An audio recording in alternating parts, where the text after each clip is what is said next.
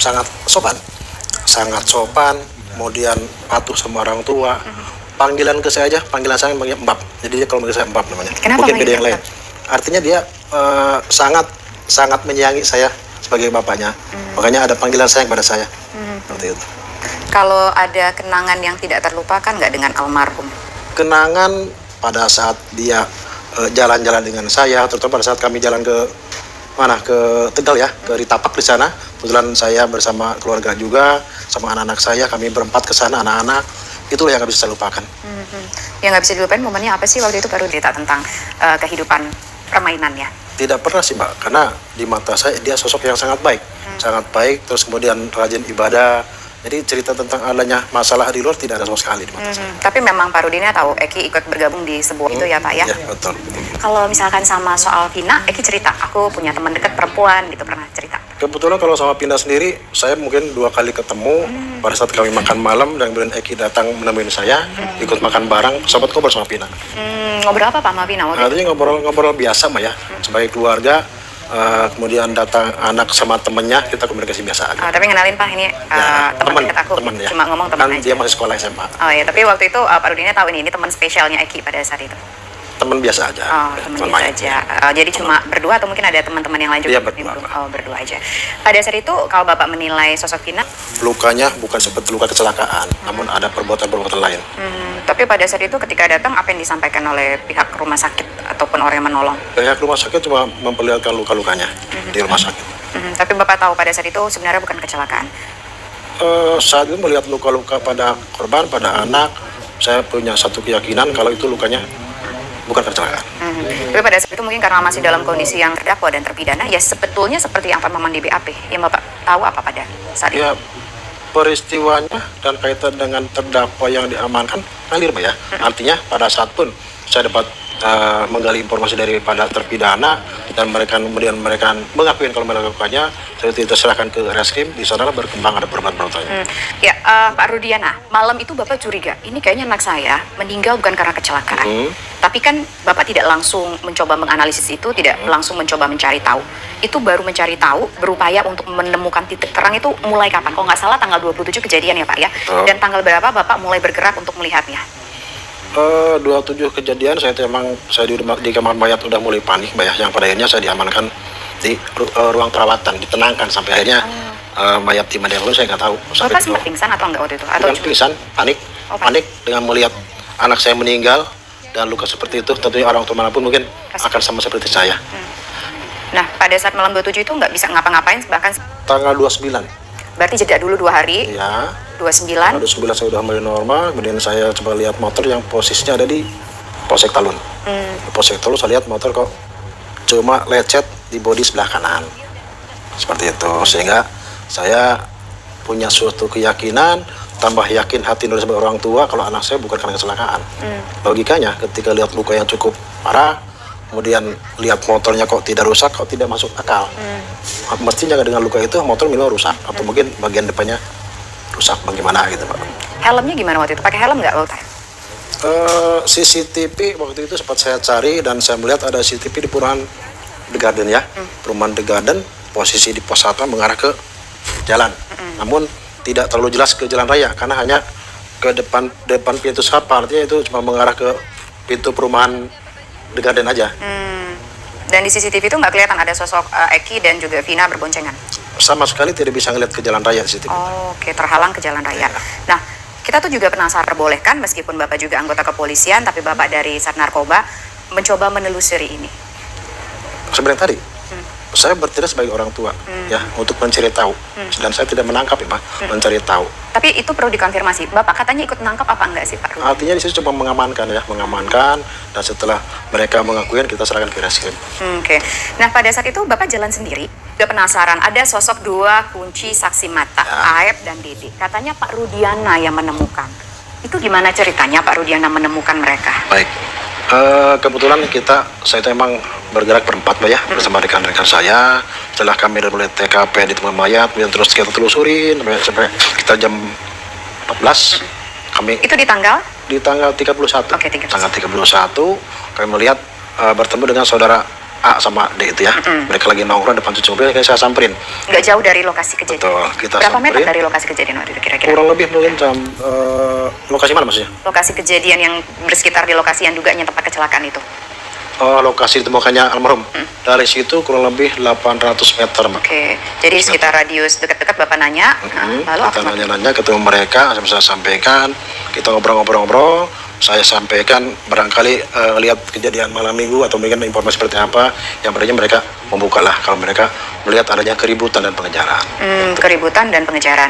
Nah, waktu itu Bapak cerita nggak kalau Bapak adalah ayahnya dari korban, atau Bapak cerita Bapak dari pihak kepolisian kepada A dan D ini? Saya cerita dari kepolisian, tapi saya menyebut kalau saya ayah korban. Tidak menyebutkan Tidak, Bapak ya. ayahnya korban. Nah, setelah itu apa yang Bapak lakukan atas keterangan yang didapatkan dari Aib dan juga Dede ini? Setelah ada keterangan dari mereka, kemudian saya bertukar nomor telepon. Sekitar jam 14 saya ditelepon, jam 16. Jam 11 saya ditelepon sama si A ini, yang mereka kalau yang anak-anak yang ribut malam minggu ada di SMP 11. Oke. Dan Pada saat itu apa sih yang membuat Bapak yakin dengan pernyataan A dan D, Pak? sebetulnya bicara yakin dan tidak karena saya pun belum tahu tentang keterangannya. Artinya info sekecil apapun itu saya tampung dan saya telusuri, Maya. Dan saya tidak tahu, belum tahu kalau mereka yang sama adalah pelakunya karena saya belum menggali dari mereka. Cuma dari informasi itu Bapak kan bilang, ya udah ini nomor telepon saya, kalau kamu ngelihat mereka semua, kamu hubungin saya. Sejam kemudian mereka nelfon 2 Bapak. jam kemudian. 2 jam kemudian mereka nelfon Bapak. Dan pada saat itu yang menangkap siapa? Apakah Bapak atau mungkin rekan-rekan Bapak? Mungkin saya garis bawahi bukan nangkap ya. Oke. Kita membawa mereka, kita amankan mereka baik-baik dan dibawa ke Polres Ciko. Setelah ada pengakuan, mereka mau ke semua, kita serahkan ke reskrim. Oke. Ya. Setelah diserahkan berarti Masih utuh, tidak ada namanya penganiayaan. jadi nggak benar Pak Rudiana Nggak ikut benar. menganiaya mereka ataupun terjadinya penganiayaan yang Tidak mereka benar, alami. ya. Nah, kemudian juga ada informasi yang menyebutkan bahwa ini statement yang terakhir beberapa hari yang lalu kita dengar dari Dede yang mengatakan bahwa ia dipaksa oleh Ibtu Rudiana untuk memberikan keterangan palsu. Ini seperti apa Pak Rudiana? Itu saya katakan tidak benar, Maya. Karena saya ketemu dia itu tanggal 31. Justru kami dapat informasi dari dia itu. Berarti nggak ada benar untuk diarahkan segala macam. Tidak ada, Pak. Tidak ada. Pak Rudiana, saya beberapa waktu yang lalu sempat melakukan wawancara juga dengan kuasa hukum dari Dede yang mengatakan bahwa Dede itu, kan logikanya begini deh, kalau seorang saksi pasti dia diminta untuk dihadirkan di dalam persidangan. Nah, ternyata si Dede tidak dihadirkan dalam persidangan. Saya sempat bertanya pada saat itu ke kuasa hukum, kenapa Dede tidak dihadirkan ke persidangan? Apakah tidak dapat surat undangan? Ternyata katanya Dede dapat surat undangan, tapi setelah dapat surat undangan itu, Dede berkomunikasi nih dengan Pak Rudiana, dan Pak Rudiana bilang, udah nggak usah datang. Bener nggak sih? Itu tidak benar, Maya. Artinya sebagai pelapor, saya tidak pernah bercampur kaitan dengan apa yang penyidikan, apalagi kaitan dengan undangan buat Dede. Itu tidak Jadi benar. nggak, setelah Dede bilang, Pak, di pukul 4 sore di tanggal 31 itu ya, ketika Dede nelfon Bapak, setelah itu ada komunikasi lagi nggak Tidak dengan Dede? ada, tidak Itu ada. komunikasi terakhir adalah ketika dapat informasi mereka semua anak-anak berkumpul di sana. Ya, Oke. Nah, kemudian Pak meminta supaya Pak Rudiana juga speak up dong. ya. Sebetulnya komunikasi dengan keluarga Vina setelah peristiwa ini terjadi gimana sih Pak? Khususnya kan sama-sama nih anggota Sama-sama keluarganya jadi korban. Betul. Kalau komunikasi setelah meninggal, saya baik, Mbak. Malah sempat saya main ke rumahnya almarhum Bapak Roto Pina. Komunikasi seperti biasa, seperti hanya keluarga yang silaturahmi, Mbak. Tapi setelah kasus ini mencuat emang udah putus komunikasi. Katanya Kakak Vina sempat berkirim pesan nih dengan Pak Rudiana. Ada apa nggak? Pesan singkat katanya supaya mau ketemu lah. Karena kan kasus ini jadi mencuat lagi tuh setelah ada filmnya. Tapi sempat kayaknya Pak Rudiana tertutup pada saat itu. Ini gimana? Bukan tertutup, namun saya itu kan saya belum ada lawyer, Mbak ya. Belum ada lawyer. Kebetulan sekarang sudah ada lawyer yang sukarela mendampingi saya, sehingga saya bisa untuk komunikasi, untuk komunikasi kaitan perkara ini untuk bisa menyampaikan ke publik. Ya. Kalau bicara soal lawyer yang katanya sukarela Pak, berarti nggak dibayar dong? Betul. Nggak dibayar? Iya, sukarela. Itu gimana bisa caranya ketemu sama si lawyernya? Kebetulan komunikasi dan kita ngobrol ketemu, dan kebetulan mereka juga secara ikhlas untuk bantu saya, bantu kami, Pak Pitra sama Bu Elsa, sehingga saya menyebut baik. Ada yang memediasi atau menjembatani pertemuan Pak Rudiana dengan kuasa hukum yang kaliber besar ya, ada nama Bu Elsa Sarif di sana. Nggak ada sih, Mbak. Nggak ada, kebetulan aja. Kebetulan saya punya nomor Pak Pitra, saya coba kontak Pak Pitra, dan beliau mau bantu saya. Oke, jadi Pak Rudiana pertama kali kontaknya Pak Pitra duluan, Betul. baru ketemu sama Bu Elsa Sarif, Iya. sama-sama diperhaki Iya. gitu ya Pak ya. karena Bapak menggandeng, mungkin asumsi orang di luar sana menjadi liar, karena Ya. Bapak menggandeng kuasa hukum yang orang tahu lah, kuasa hukum ternama, Ya. kuasa hukum yang terkenal. Ya. Sehingga ada orang berasumsi bahwa ini kasusnya kayaknya di-backingin sama orang kuat, orang yang kuat lah dalam tanda Ya. kutip. Ini benar, Pak? Berbicara orang kuat mungkin lebih saya ke Allah Mbak ya. Di belakangnya Allah. Orang kuat yang dibilang pejabat tidak ada Mbak. Apalagi sosok saya hanya orang biasa. Kemudian saya dulu pakat aib tuh yang memang ya pas-pasan Mbak. Pas-pasan, punya kemampuan apa-apa sama sekali. Jadi nggak ada itu ya tudingan soal ini personal. Ini lebih sadis lagi Pak. Ada yang mengatakan bahwa ya udah Eki ini sengaja dikorbanin karena Pak Rudiana sudah menikah lagi dan istrinya yang baru tidak suka dengan Eki. Itu kan sadis banget Pak. Gimana menjawab soal ini Pak? Buat saya itu sangat sangat kejam Mbak ya. Karena itu tidak benar sama sekali. Saya sangat sayang sama anak saya, istri saya pun sangat sayang sama anak saya. Jadi kaitan dengan itu tidak benar Mbak. Pak Rudiana akhirnya bisa muncul ke publik apa karena ini kan Pak Rudiana ditunggu-tunggu nih 3 bulan akhirnya baru muncul Pak Rudiana ke publik secara langsung. Kalau dulu kan kita cuma dengar kayak statement videonya aja nih dari Pak Rudiana. Muncul akhirnya ke publik, satu karena merasa sudah percaya diri didampingi kuasa hukum, yang kedua atau karena ada faktor lain waktu itu memilih tidak muncul. Faktor lain nggak ada, lebih ke karena sekarang saya bisa komunikasi dengan lawyer, bisa apa curhat dan lain-lain, hingga saya muncul dan selalu komunikasi dengan lawyer saya. Kalau soal Rudiana, akhir-akhir ini kita lihat bahwa soal pra-peradilan Peggy Setiawan, Peggy dinyatakan pra-peradilannya diterima.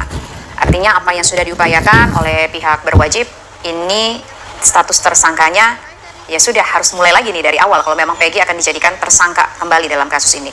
Merespon soal pra-peradilan Peggy yang dikabulkan bagaimana Pak Rudiana? Saya sebagai pelapor tentunya menghormati proses hukum ya Mbak, apapun itu kami menghormati, gitu aja Mbak. Nah, pra-peradilan Peggy ini diterima, kemudian akhirnya membuat terinspirasi, katakanlah Sakatatal, yang akhirnya juga mengajukan PK. Ya. Tanggapan Bapak soal PK Sakatatal yang sidangnya masih tengah berlangsung? Kaitan PK itulah mungkin upaya-upaya mereka yang lakukan. Prinsipnya saya tidak turut campur, upaya apa mereka silakan mereka lakukan. Tetap saya sampaikan, saya menghormati proses hukum yang ada di Indonesia. Gitu. Lalu ini juga kayaknya nih ya, kalau ada yang mengatakan bahwa kalau PK-nya Sakatatal diterima, ini bisa jadi berdampak semua terhadap terpidana kasus pembunuhan putra Bapak. Bagaimana Bapak merespon ini? Ada kekhawatirankah merasa bahwa apa yang Bapak perjuangkan selama ini menjadi sia-sia atau bagaimana? Kalau saya selalu yakin, kebenaran itu selalu akan dilindungi Allah sama kuasa ya. Tentunya apa yang kami lakukan, merasa yakin kalau kami itu benar. Dan saya akan berjuang buat mencari keadilan buat anak saya. Dengan bergulirnya kasus ini kita lihat kan beranak pinak Pak ya, dari satu menuju ke satu kasus dan proses hukum lainnya. Apa langkah hukum yang akan dilakukan oleh Pak Rudiana sendiri berkaitan dengan ini? Langkah hukum katanya sudah mengajukan somasi terhadap Dede ya Pak ya. Apakah ada langkah hukum lainnya lagi yang akan dilakukan? Karena Bapak sempat merasa bahwa di pojokan, kondisi psikologis anak Bapak katanya juga sempat terganggu gara-gara peristiwa ini. Kaitan langkah hukum mungkin nanti Mbak bisa nanya ke lawyer saya Mbak, Mas Pitra atau mungkin Pak Ibu Elsa, biar lebih gamblang menjelaskannya. Oke, Ya. oke, baik. Nah satu lagi nih, kita juga penasaran ya Pak. Di luar sana tudingan bahwa Eki itu sebenarnya masih hidup loh. Yang dimakamkan di makamnya Eki itu bukan Eki. Ya. Responnya gimana Pak menjawab soal ini Pak? Apa benar Pak? Jangan-jangan Pak Rudiana tega melakukan hal itu? Saya tuh kadang berpikir, itu orang berpikir seperti apa ya, sampai memfitnah kalau misalkan Eki masih hidup. Karena yang meninggal anak saya. Dan saya tuh persis, karena saya membesarkan anak dari mulai bayi sampai besar, yang paling meninggal. Jadi kalau dibilang yang meninggal bukan anak, dari mana mereka berpikirnya? Doh, benar yang meninggal anak saya Muhammad Rizky Rudiana. Ya. Oke, Bapak kalau misalkan ada orang yang nanyain, buktiin dong kalau memang itu ternyata adalah jenazah Eki, kemudian dibongkar kuburannya. Gimana sih yang Bapak pikirin, yang Bapak rasakan pada saat itu kalau ada orang yang ngomong gitu, berani kuburannya dibongkar lagi gitu? Kalau ada orang berbicara bongkar kuburan, banyak di sosial media ngomong itu, dan bahkan ada salah satu pihak juga pada saat konferensi pers bilang gitu, nanya ke Bapak, berani nggak bikin bongkar kuburannya? Apa jadi jawabannya? kepentingannya harus jelas dulu ya, karena kan saya pun tetap harus komunikasi dengan keluarga. Kalau kepentingan jelas, memang buat kaitan penyidikan, tentunya bisa kita komunikasikan. Ya. Oke, baik. Artinya apapun yang berkaitan dengan proses hukum ini demi kebenaran Pak Rudiana tidak akan menghalang-halangi, Betul. akan mengikuti proses hukum Iya. yang berlaku. Pak Rudiana, kita ketahui juga bahwa peristiwa ini memang sudah terjadi 8 tahun yang Iya. lalu. Muncul mencuat kembali menjadi perhatian publik 3 bulan belakangan ini. Mulai dari politisi sampai purnawirawan Polri angkat bicara mengenai kasus ini. Nanti kita akan jawab pemirsa, usai jeda berikut. Komunikasi ini berarti Pak Rudiana dan juga kuasa hukum. Betul, disomasi dan akan melakukan langkah hukum selanjutnya, Pak. Betul. Ya. Yang merasa membuat Bapak menjadi gerah dan berpikir untuk memberikan somasi apa sih? Karena adanya tuduhan-tuduhan kepada saya yang tidak benar, apalagi yang menyampaikan kalau katanya saya mengajari mereka, dan kemudian ada lagi yang menyampaikan kalau saya menjemput dia, mengajari dia untuk memberikan keterangan saat di BAP, itulah yang saya merasa tidak nyaman, itu seperti itu. Nah, lalu Pak, soal kasus ini kan juga Bapak meyakini dari awal bahwa peristiwa ini terjadi penganiayaan kemudian mengakibatkan kematian, pembunuhan kepada putra Bapak, Eki. Tapi dari PK yang kita lihat yang diajukan kuasa hukum Saka Tatal, tampaknya dugaan mereka ini kematian Vina dan Eki karena peristiwa kecelakaan. Ya. Gimana Pak Rudiana? Saya tanggapin tentunya saya tetap menghargai dan menghormati keputusan pengadilan yang melalui proses persidangan di tahun 2016. Gitu aja. Bapak ngerasa agak kecewa nggak sih Pak adanya upaya-upaya hukum yang dilakukan oleh para tersangka? Misalkan dari Peggy, tadi kita sudah sempat bahas singkat, kemudian juga dari Saka Tatal. Bapak merasa risih nggak sih dengan itu? Merasa kecewa nggak sih dengan itu? Saya tidak kecewa, artinya apapun upaya mereka, silakan saja. Namun tetap saya yakin dan saya menghargai, menghormati putusan dari pengadilan tahun 2016. Ya Pak, kalau bicara soal Saka Tatal kan peristiwa ini ketika terjadi, ia masih anak di bawah umur, masih anak-anak pada saat itu. Kita tahu Bapak kehilangan putra yang sangat Bapak cintai, tapi dari beberapa mereka yang ditangkap itu ada katanya orang yang mungkin secara nalar, kurang normal, misalkan kalau tidak salah namanya, maaf, berinisial S. Kemudian juga ada Saka Tatal, anak di bawah umur. Masuk akal nggak sih, menurut Bapak, orang yang secara intelijensia terlibat dalam peristiwa pembunuhan, ataupun juga anak-anak di bawah umur juga terlibat dalam peristiwa pembunuhan seperti itu? Saya sampaikan bukan masalah masuk akal dan tidak, namun fakta yang kami dapat kali dari mereka, itulah yang disajikan kepada para penyidik. Tapi kalau ini kan dapatnya kan dari awal adalah kita tahu bahwa dalam setiap kasus informasi apapun sekecil apapun itu dianggap bernilai, dianggap berharga untuk kemudian di-exercise, untuk kemudian diteliti lebih lanjut lagi.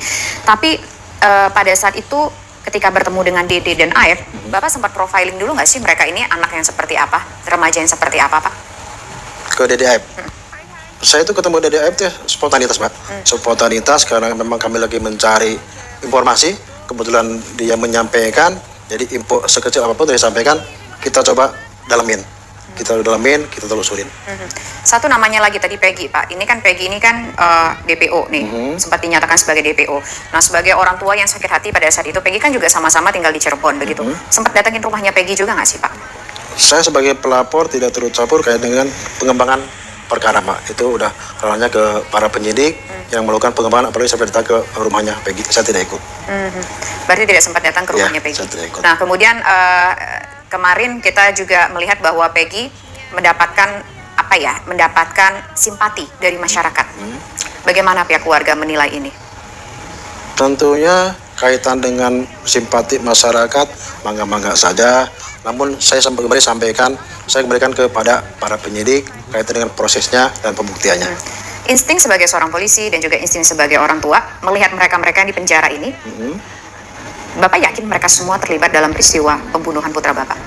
Sekali saya sampaikan, saya menghormati daripada putusan pengadilan yang sudah mulai proses persidangan, Mbak. Tentunya itulah yang terbaik. Bapak mengenal tidak mungkin dengan mereka-mereka yang bergerak di peradilan pada saat itu ketika sidang sekitar 8 tahun yang lalu, baik dengan jaksa ataupun juga dengan hakimnya? Tidak kenal, Pak. Tidak kenal sama sekali. Tapi dalam persidangan Bapak hadir? Hadir, saya hadir. Apa momen yang Bapak ingat dalam persidangan tersebut, Pak? Hadir dalam setiap persidangan? Momennya pada saat saya diperiksa, nggak ada seperti biasa, saya sampaikan apa adanya, seperti yang saya lakukan, saya ketahui, itu aja. Oke. Terakhir Pak, apa yang mungkin ingin Bapak sampaikan kepada masyarakat Indonesia, akhirnya Pak Rudiana berani tampil ke publik, berani berbicara ke depan publik?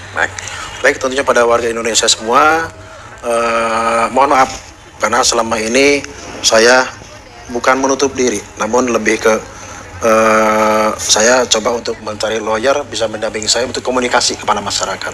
Setelah kami dapat lawyer yang saya sukarela, itu saat yang tepat saya untuk menyampaikan pada masyarakat bahwa inilah yang sebenarnya yang kami alami, yang kami lakukan.